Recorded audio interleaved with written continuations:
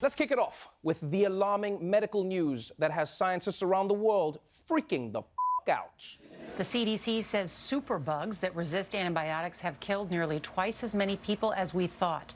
And at the rate the infections are growing, today's medicines could become useless. The CDC says drug-resistant infections kill more than 35,000 people a year, and that's the equivalent of about one person every 15 minutes. The danger isn't the antibiotics themselves, but rather the superbugs that evolved to resist the antibiotics being used by large factory farms. Those drug-resistant germs then enter the food supply. We're at the beginning of potential catastrophe. Even a simple cut could become infected and have a deadly staph infection. Ah, you're not serious.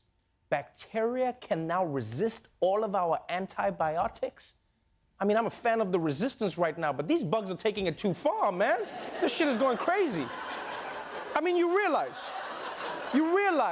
we're really gonna go back to the old days when you could die from something stupid, like a tiny cut.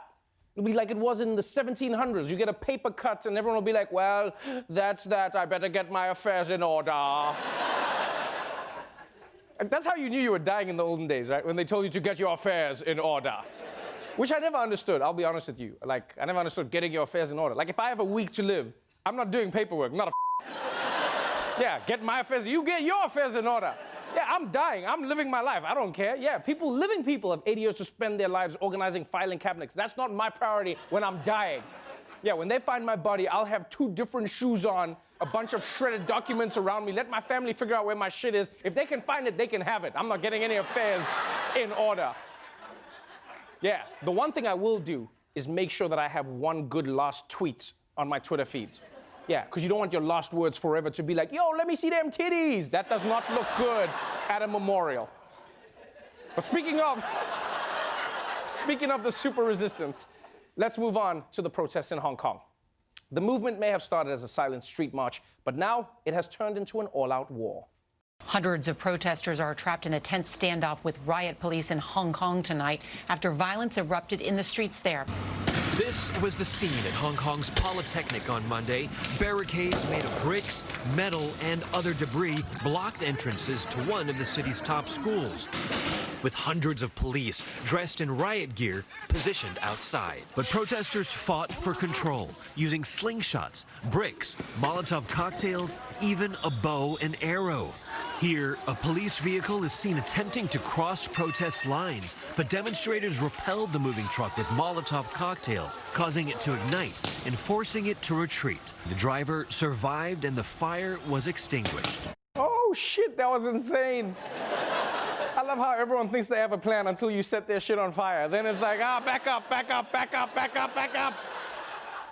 It's also funny how fire does that to us as humans, right? We're so civilized and sophisticated, but fire turns us right back into apes.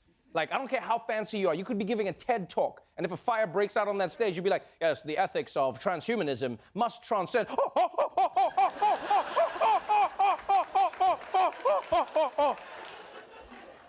I will say, though, it is really amazing that the people of Hong Kong are still protesting this intensely after nearly 6 months.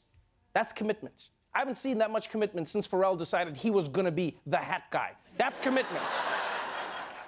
I mean, think about it. America has had a ton of protests, but they don't sustain like that. Right? And to be fair to the people, that's partly President Trump's fault. Right? He's always coming up with something new to protest, so it's hard for people to focus. You know? It's like one person's out there like, stop corruption! Someone's like, wait, I thought we were here for the kids in cages. Like, actually, I'm here for Ukraine. I'm here to resist antibiotics. It's the super bugs!